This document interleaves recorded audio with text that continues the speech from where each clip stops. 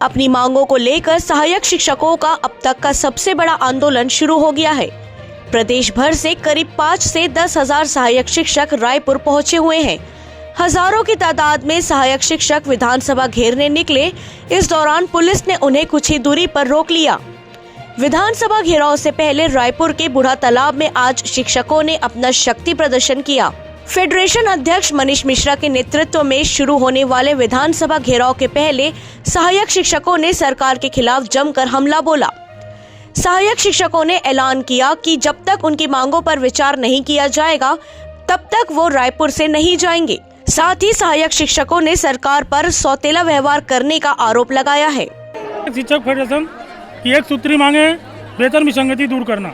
विगत हम जो सरकार जो है सत्ता में नहीं आई थी उसके पहले से हमारी ये मांग चली आ रही है। और सरकार में आने के पहले सरकार ने वादा किया था अपने घोषणा पत्र में भी, लेकिन उसके बाद भी पिछली बार अभी शिक्षा मंत्री हो, चाहे विभाग हो, चाहे मुख्यमंत्री हो, मुख्यमंत्री महोदय ने 3 महीने की कमेटी, हाई पावर कमेटी का निर्माण किया था और 3 महीने में उसकी रिपोर्ट प्रस्तुत करने के लिए कहा था, जो अभी 4 दिसंबर को पूरा हो जाता है। लेकिन आज तक वो कमेटी की रिपोर्ट हमारे को तक नहीं भिजवाई गई है, ना उनके द्वारा अधिकारियों के द्वारा अभी तक किसी भी प्रकार की इस पर कोई पहल किया गया है, जिससे नाराज होकर सभी सहायक शिक्षक जो है आज यहाँ पर अनिश्चितकालीन धरना प्रदर्शन करेंगे और लगभग 1:30 से 2 बजे के बीच में विधानसभा का घेराव करेंगे। अभी हम जो है आज विधानसभा का घेराव करेंगे और कल का हम और इंतजार करेंगे, नहीं तो परसों से हम जेल भरो आंदोलन में चले जाएंगे, जिसकी संपूर्ण जवाबदारी शासन प्रशासन की होगी।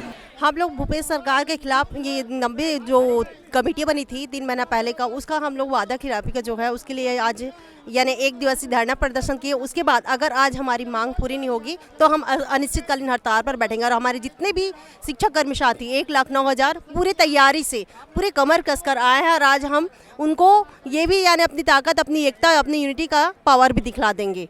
और आज आप लोगों ने विधानसभा घेराव करने का जो प्लान किया है उसके बारे में कुछ बताइए। आज हम लोग विधानसभा घेराव इसलिए मजबूर होकर कर रहे हैं। पहले भी उन लोग बोल चुके थे सचिव लोग कि हमारी वार्ता हमारे सामने ऐसे कोई भी ऐसी बात नहीं पहुंची है, लेकिन जो वादा उन लोग खुद स्वयं अपने मुंह से किए वो वादा से वो खुद मुकर रहे हैं। और पहले भी सत्ता में आने से पहले भी बोल चुके थे कि मैं जस्ट यानी अपने सत्ता में आऊँगा तो सबसे पहले यानी शिक्षकों का मांग जो भी है उनको मैं पूर्ण करूँगा, लेकिन वो खुद अपनी वादाओं को भूल चुके हैं। वादा यानी याद दिलाने के लिए आज हम इस यानी नतीजे पर पहुँचे, यानी आज मजबूर हो चुके हैं हम हड़ताल करने के लिए।